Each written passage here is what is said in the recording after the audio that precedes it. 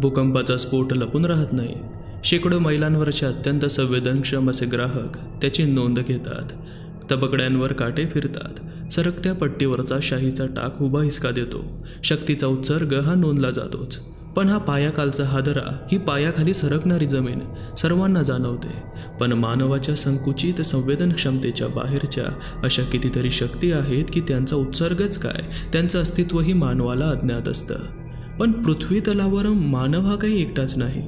आणखीही काही आहेत. मानवांना अज्ञात असलेले अनेक घटक यांच्या सतत निरीक्षणाखाली असतात आणि यांच्या तबकड्यांवरचे काटे पिसं लागल्यासारखे मागे पुढे झाले होते. शक्तीचा प्रचंड उत्सर्ग झाला होता.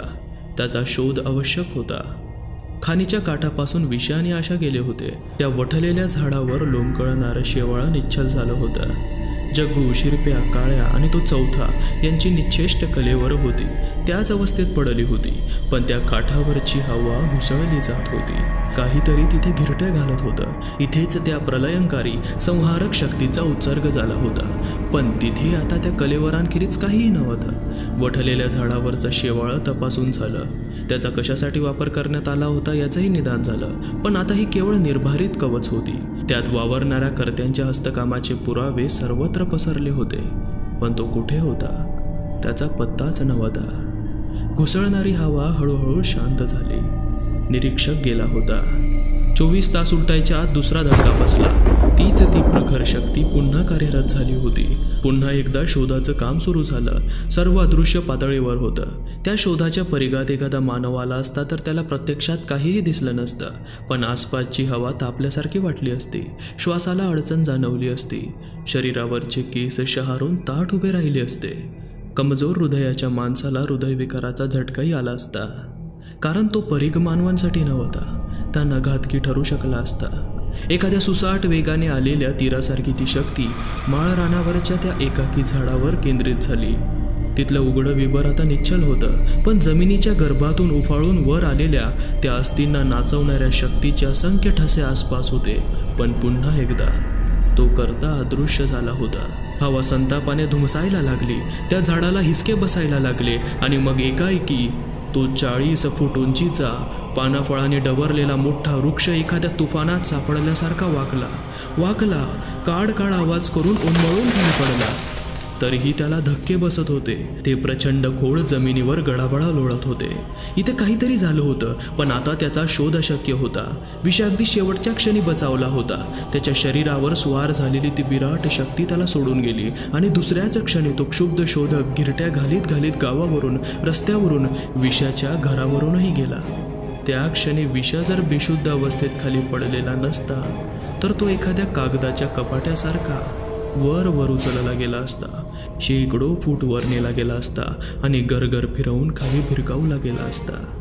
कुठेतरी आपटून शरीराचा चेंदामेंदा झाला असता. हाडांचा चक्काचूर झाला असता. पण अगदी अखेरच्या क्षणी तो वाचला. अद्वंतांनी विषाच्या वैद्यकीय तपासण्यांची फाईल वाचण्यात, मग डॉक्टर शेंडेंशी चर्चा करण्यात, मग एखाद्या हिप्नोटिस्टचा शोध घेण्यात 2 दिवस घालवले.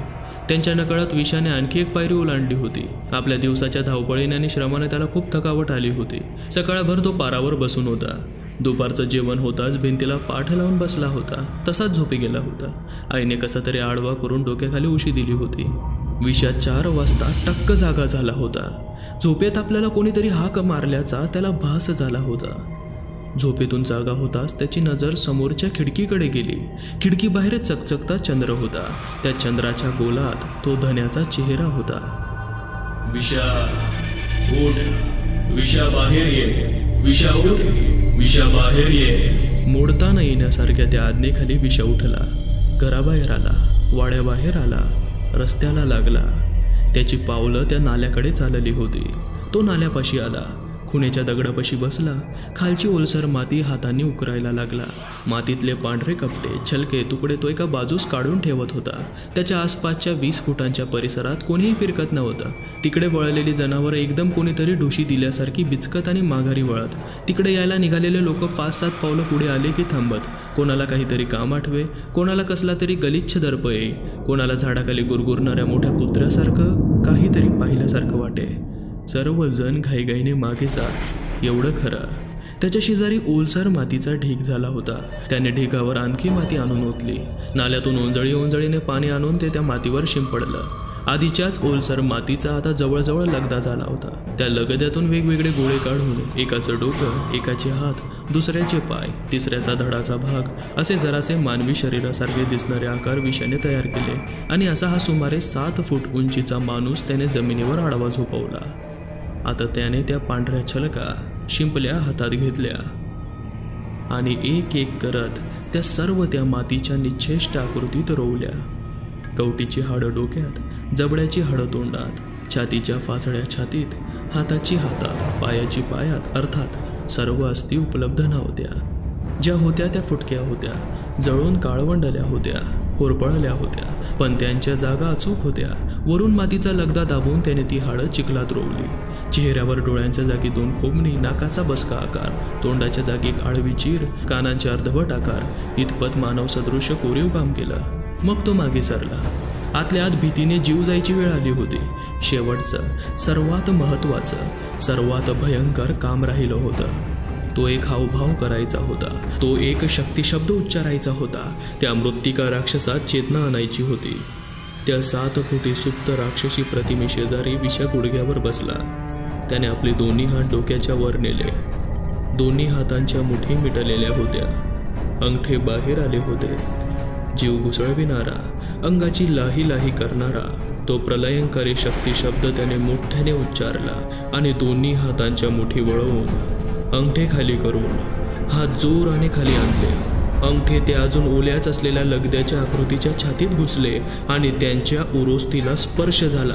आकाशातून त्याच्या शरीरावर काहीतरी आदळलं. एखादी कल्लोळाची वीज धातूच्या वीजवाहकातून वाहून भूगर्भात विलीन व्हावी तसं काहीतरी त्याच्या शरीरातील नसानसातून वाहत आलं. दोन्ही हातातून सरसरत खाली उतरलं. दोन्ही अंगठ्यातून त्या खालच्या मृत्तिकाकृतीत शिरलं. याला क्षणार्धही लागला नसेल, पण डोळे दिपवणारी वीज अदृश्य झाली तरी तिची प्रतिमा नेत्रपटलावर मागाहून कितीतरी वेळ तशीच राहते. तशी त्या विलक्षण शक्ती उत्सर्गाची जाणीव विशाला कितीतरी काळापर्यंत होती. शरीर झणझणत होतं. हात आणि विशेषतः अंगठे तापले होते. मग त्याने आपले दोन्ही हात वर घेतले. तो आज्ञाधारकपणे उभा राहिला. नाल्याचा काठ चढून वर आला.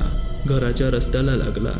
मोठ्या चौकात तो पोहोचला आणि त्याला मार्गदर्शन करणारी ती शक्ती लुप्त झाली. त्याच्या शरीराचा आणि मनाचा तोल गेला. तो झोकांड्या खायला लागला. ऑफिसमधून परत येणाऱ्या आशाला तो अशा अवस्थेत दिसला. पुन्हा एकदा तो त्या प्रसंगातून गेला होता. त्या खुणा अगदी बोलक्या होत्या. धापांचा श्वास, घामाने डवरलेला चेहरा, लाकडासारखे ताठ झालेले स्नायू, पार वर गेलेली बुबुळं. आपण नेमके आता इथे आलो नसतो तर या बिचाऱ्या विषाची काय गत झाली असती, ती मनाशी विचार करीत होती. तिला काय कल्पना की तिच्या येण्याच्या वेळी तिच्या येण्याच्याच वाटेवर विषाला आणून सोडण्यात आलं होतं. तिने त्याला रहदारीतून एका बाजूला घेतलं. एका पायरीवर कसं तरी बसवलं. पर्समधल्या रुमालाने त्याची मान, कपाळ, गाल पुसत ती हलकेच म्हणत होती, विषा, मला ओळखलंस का? मी आशा आहे. मग पुन्हा, मला ओळखलंस का? मी आशा आहे. मग पुन्हा तिच्या अपेक्षेपेक्षा खूपच लवकर तो भानावर आला. आशा? वर पाहत तो घोगऱ्या थकलेल्या केविलवाने आवाजात विचारत होता. हो आशा. ती हसत म्हणाली, चल आपण घरी जाऊ. घरी? आई, बाबा? तो उठत म्हणाला, हो आई, बाबा. तिने पुढे केलेला हात हातात धरला आणि तो तिच्या मागोमाग आज्ञाधारकपणे चालायला लागला. ओलसर मातीने लडबडलेल्या त्याच्या हातांकडे आशा नवलाने आणि जराशा भीतीने पाहत होती. आदल्या दिवशी त्याच्या हातांवर असलेच ओल्या मातीचे डाग होते. त्याला कोठे नेण्यात येत होतं? त्याच्याकडून काय काय कृष्णकृत्य करवून घेण्यात येत होती? तिला कळलं असतं तर ती भयाने बेशुद्धच होऊन पडली असती. विषा नाल्याचा काठ चढून रस्त्यावर दिसेनासा झाल्यावर नाल्याच्या काठाच्या त्या भागावर एक प्रकारचं कवच आलं. एखाद्या चकचकत्या डोळे दिपवणाऱ्या पृष्ठभागापासून नजर जशी फिरते तसा माणूस त्या जागेपासून फिरला असता. माणूस भट्टीत हात घालत नाही, धबधब्याच्या पायथ्याशी फेसाळत्या रौद्र जलप्रवाहात प्रवेश करीत नाही, 500-700 फूट उंचीच्या उभ्या कड्यावरून स्वतःला खाली लोटून देत नाही. या जागा तो आपोआप टाळतो. त्यासाठी काहीही स्पष्टीकरण लागत नाही. नाल्याच्या काठावरच्या त्या जागेभोवती असं एक धगधगतं विध्वंसाचं जहरी कवच होतं. तो 7 फुटी ओल्या मातीचा ओबडधोबड अवयवांचा पुतळा हलत होता. मानव सदृश्य होता म्हणून माणसासारखा हलत होता. आधी दोन्ही हात छातीशी जवळ आले, लांब झाले, पाय गुडघ्यात वाकले, परत सरळ झाले. तोंडाच्या जागी फट होती, ती लहान मोठी होत होती, वासत होती, मिटत होती. पण तो पुतळा बाजूवर वळला, उठून बसला, उठून उभा राहिला. या सर्व हालचाली मानवी हालचालींच्या भ्रष्ट नकला होत्या. वास्तविक अशा हालचालीखाली त्या ओलसर मातीचे थपके वेगळे होऊन बदाबदा खाली पडायला हवे होते. पण एक कणही अलग झाला नाही. त्या मृतकणांना एकत्र बांधून ठेवणारी शक्ती डिंक, सरस किंवा चिकन यापेक्षा फारच प्रभावी होती. तो पुतळा चालत होता. 1-2 पावलंच जरा बेताने प्रयोगादाखल टाकल्यासारखी होती. मग हालचाली वेगाच्या आणि सफाईदार होत्या. तो पुतळा वर रस्त्यावर आला, दान पावलं टाकीत रस्त्यावरून निघाला. लोक त्याच्याकडे पाहत होते, पण तो त्यांना दिसत नव्हता. स्वतःभोवती तो काळं कवच वागवीत होता. वाटेतून माणसं एखाद्या बर्फाच्या खड्याचा स्पर्श झाल्यासारखी अंग शहारवून दूर सरत होती. जनावरं उधळत होती. कुत्री शेपट्या पायात घालून केकाटत लपून बसत होती. एवढी यातायात कशासाठी? विषयासारख्या अर्धवट माणसाला ते फेफाऱ्यासारखे झटके आणून किती साध्य झालं होतं? बुद्धिबळाच्या पटावरची सुरुवातीची एखादी लहानशी चाल निरर्थक, क्वचित प्रसंगी अनावश्यकही वाटते. पण मग अनेक खेळी झाल्यावर एकाएकी लक्षात येतं, अरे हो, यासाठी हा सरदार इथे हजर होता. लक्ष जेव्हा गतिमान असेल तेव्हा त्याच्यावर सोडलेलं अस्त्र वेगळीकडेच जात असतं. पण काही वेळानंतर ध्यानात येतं की जेव्हा लक्ष एका विविक्षित ठिकाणी येतं त्या स्थानी आणि त्या क्षणी त्याच्या संहारासाठी ते अस्त्र हजर असतं. तो पुतळा आपल्या नियोजित जागी पोहोचला आणि एका भिंतीत गडप झाला. एकमेकांचे हात धरून आशा आणि विशा 10 पावले चालले नसतील. तोच आसपासची जागा एकदम अंधारली. त्यांच्या आसपास त्यांच्या डोक्यावर सर्वत्र काहीतरी होतं. ती जवळीक 5-7 सेकंदसुद्धा टिकली नसेल. पण तेवढ्यात जीव कसा कासावीत झाला होता. गळा आवळल्यासारखा, श्वासावाटे छातीत गरम धूर गेल्यासारखा, खोल पाण्यात अडकल्यासारखा. पण ते वादळ घोंगावत पुढे आणि दूर गेलं. आशा विस्फारलेल्या नजरेने आसपास पाहत होती. रस्त्यावरचे लोकही क्षणभर पावचळले होते. मग तिकडे दुर्लक्ष करून आपापल्या वाटेने पुढे गेले होते. अज्ञानात त्यांना स्वास्थ्य होतं, सुरक्षितता वाटत होती. पण विषा, ती जाणीव गेल्यावर क्षणभर त्याचा चेहरा किती तल्लख झाला होता. कोण म्हणेल याला अर्धवट, वेडसर. जणू कोळपून राखेखाली झाकल्या गेलेल्या निखाऱ्यांवर एक हलकीशी फुंकर आली होती. क्षणमात्र लाल लाल स्फुल्लिंग चमकला होता, पण तो लागलीच मालवला गेला होता. त्याचा चेहरा पुन्हा सैल पडला होता. नजर निरर्थक झाली होती. आशा त्याला बरोबर घेऊन त्याच्या घरी पोहोचली तेव्हा ती विचारमग्नच होती. विशाच्या घरी अदवंत त्याची वाटच पाहत होते. विशाबरोबर आशाला घरात येताना पाहताच त्यांना जे काही नवल वाटलं ते त्यांच्यासारखा अनुभवी माणूसही लपू शकला नाही. आशाबाई तुम्ही? त्यांना विचारल्या वाचून राहवलंच नाही. काही न बोलता आशाने विशाला त्याच्या नेहमीच्या खुर्चीवर बसवलं आणि शेजारच्याच खुर्चीत बसत ती वर पाहत म्हणाली, मी याच्याकडे येते याचं तुम्हाला नवल वाटतं.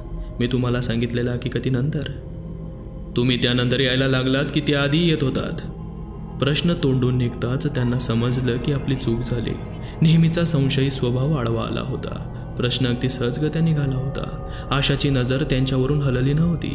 त्या नजरेत राग होता, तुच्छताही होती.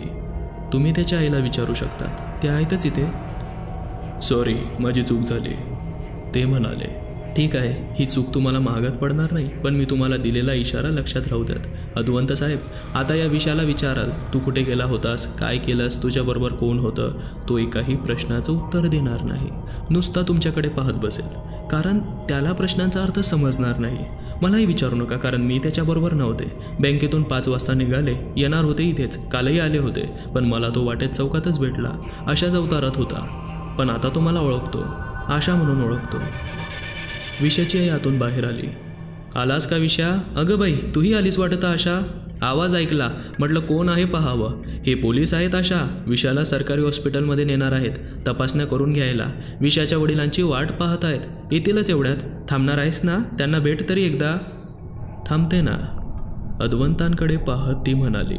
तिची हजेरी त्यांना कदाचित आवडणार नव्हती, पण विषाची तपासणी ते केव्हा, कुठे, कशी आणि कोणाकरवी करून घेणार होते ते माहीत करून घ्यायचा तिचा निश्चय होता. अद्वंतांच्या नाराजीला ती भीक घालणार नव्हती. 6च्या सुमारास विशाचे वडील आले. अद्वंतांच्या येण्याची त्यांना अपेक्षा होतीच. आशा संबंधातही विशाच्या आईने मास्तरांना काही सांगितलं असावं, कारण ही आशा असं विशाची आई म्हणताच ते म्हणाले. मला कल्पना आलीच होती. तुम्ही त्या फायलींसाठी आलात नाही का इन्स्पेक्टर? मास्तर म्हणाले. मी आजपर्यंतचे सर्व रिपोर्ट तुमच्यासाठी तयारच ठेवले आहेत. थांबा हा. ते आत गेले आणि मळकट पांढऱ्या कपड्यात बांधलेला कागदाचा एक भला मोठा गठ्ठा घेऊन ते बाहेर आले. तो गठ्ठा त्यांनी अद्वंतांच्या हातात दिला. आज तक त्याच्या ज्या ज्या काही तपासण्या केल्या त्या सर्वांचे रिपोर्ट त्यात आहेत. डॉक्टरांनी वेळोवेळी सुचवलेली औषधं आणि सुचवलेले उपचार हेही सर्व त्यात आहे. तारखा आहेत, डॉक्टरांची नावं, पत्ते आहेत. तुम्ही म्हणता तशी वैद्यकीय क्षेत्रात प्रगती झाली असेल, पण इन्स्पेक्टर हे सर्व उपचार खर्चिक असणार. मला परवडणार नाहीत. मी सुशिक्षित आहे, मागास वर्गाचा नाही, आर्थिकदृष्ट्या मागासलेला नाही, सैन्यातून निवृत्त झालेलो नाही, दरणग्रस्त किंवा पूरग्रस्त नाही. मी साधा मध्यमवर्गीय सुसंस्कृत नागरिक आहे आणि मला शासनातर्फे कोणतीही मदत किंवा सवलत मिळणार नाही. यात कोणतीही व्याजोक्ती नाही. ही सत्य परिस्थिती आहे, ती मला स्वीकारलीच पाहिजे. आताही तुम्ही काही मोठ्या माणुसकीच्या उदार दृष्टिकोनातून विषयाला न्यायला आलेला नाहीत. तुमच्या चौकशीत त्याच्याकडून काही मदत होते का हे पाहण्याचा तुमचा हेतू आहे. ठीक आहे, शेवटी ती एक म्हण आहे ना, कोणाच्या का कोंबड्याने होईना, सूर्य उगवल्याशी कारण. आशाची खात्री झाली की मास्तरांनी मनाशी हे विचार अनेकदा घोळवले आहेत. ते केवळ या क्षणी त्यांच्या मनात आलेले नाहीत. शब्दात विषाद होता, पण राग नव्हता. बरोबर होता. रागावून काय उपयोग होता? हातात गठ्ठा घेऊन अद्वंत उठून उभे राहिले. मास्तर, मी जातो. आमच्या डॉक्टरांना हे रिपोर्ट पाहायला देतो. त्यांनी सल्ला दिला तर मग आपण विषयाला एखाद्या तज्ज्ञांकडे नेऊ. तुम्हाला काळजी करण्याचं काहीही कारण नाही. तुमची इच्छा असली तर तुम्ही स्वतः नेहमी विषयाबरोबर राहू शकतात. आशाकडे एक नजर टाकून अद्वंत निघून गेले. विशाच्या आईनं आतून डोकावून पाहिलं. अद्वंत गेले आहेत असं पाहून ती बाहेर आली. आशा, जरा थांबा, चहा टाकणार आहे यांचा. तूही कब्बर घेशील ना? आशाला या घरात परकासं वाटतच नव्हतं. हो, घेईन ना, ती म्हणाली आणि मग विशाच्या वडिलांकडे वळून म्हणाली. मी काल आले होते, आजही येईन म्हणाले होते. आईने तुम्हाला माझ्या संबंधात काही सांगितलं का? विशाची तुला काहीतरी मदत झालेली आहे. तो दिसतो तितका अर्धवट नाही. तू हिला सांगत होतीस. आम्ही आता 25 वर्ष त्याच्या सहवासात आहोत. त्याला आम्हीच लहानाचा मोठा केला. आमच्या ध्यानात कधीही गोष्ट आलेली नाही. आम्ही एकदाही अगदी चुकूनही त्याला मोठ्या माणसासारखं वागताना पाहिला नाही. तेव्हा तुझ्या शब्दांवर विश्वास बसणं जरा कठीणच आहे, नाही का? तरीही मी ते नाकारत नाही, कारण असं आहे, आमच्याशी खोटं बोलून आम्हाला फसवण्याचं तुला काय कारण? तुला त्यात काय मिळणार आहे? आम्ही साधी मध्यम वर्गातली माणसं. तू या विषयात एवढं स्वारस्य घेतेस त्यानेच मला वाटतं की तुझे शब्द अगदीच निरर्थक नसावेत. विशाची आई ताटात चहाचे 4 कप घेऊन बाहेर आली. एक कप तिने मास्तरांच्या हातात दिला, दुसरा आशाच्या हातात दिला. मग विशाच्या खुर्चीपाशी बसून तिने एक कपातला चहा बशीत ओतला. बशी विशाकडे करून ती म्हणाली, विशा, चहा, चहा. आशाची नजर विशाकडे गेली तेव्हा तिला दिसलं की तो एकटक तिच्याकडेच पाहत होता. विशा, चहा घे. आशा सहज म्हणाली. चहा? विशा बालिश आवाजात म्हणाला. चहाच्या बशीकडे वळला. मी अद्वंतांना सर्व काही सांगितलेलं आहे. खरं म्हणजे म्हणूनच ते तुमच्याकडे आले. आता विषयाची तपासणी करणार आहेत. मला मनातल्या मनात वाटतं त्यांच्या येण्याला मीच कारणीभूत झाले आहे. म्हणून मी मनाशी ठरवलं की रोज इथे यायचं. दुसरंही मनाशी ठरवलं आहे, जेव्हा केव्हा ते विषयाला तपासणीसाठी नेतील तेव्हा मीही त्याच्याबरोबर असणार आहे. उलट सर, मी तर म्हणेन की तुम्ही आला नाहीत तरी चालेल. मी एकटीसुद्धा त्याच्याबरोबर जाऊ शकेन. ते अद्वंत काय म्हणतील? काही म्हणणार नाहीत. काय म्हणणार आहेत? आपण काही त्यांच्या कोणत्याही सूचनेला नकार देत नाही आहोत. मी केवळ हजर राहण्याने काय बाधा होणार आहे? पण तरीही ते विरोध करतील यात शंका नाही. मी खोटं सांगत आहे असं त्यांना वाटत नाही, पण पूर्ण सत्य सांगितलेलं नाही अशी त्यांना शंका येते आहे. सर्व काही सांगूनही त्यांचा माझ्या शब्दांवर विश्वास बसलेला नाही. मला इथे पाहताच त्यांना नवल वाटलं आणि माझं येणं पसंतही पडलं नाही. ते नको म्हणतीलही, पण सर, तुम्ही ठाम राहा म्हणजे मग झालं. कप खाली ठेवीत ती उभी राहिली. मी जाऊ का आता? उद्या संध्याकाळी परत अशीच चक्कर टाकून जाईन. पण त्याआधीच जर अद्वंत विशाला न्यायला आले तर त्याला जाऊ देऊ नका. मी येईपर्यंत थांबा. आई, विशा, मी जाते. आशा, उभा राहात विशा म्हणाला. मी उद्या येते. त्याच्याकडे वळून पाहत ती म्हणाली आणि हसली. पुढे झालेला विशाचा हात सावकाश खाली गेला. त्याच्याही चेहऱ्यावर ते दिलखुलास, प्रांजल, निष्काम हास्य होतं. दारापाशी पायात चप्पल सरकवून आशा घाईने बाहेर पडली.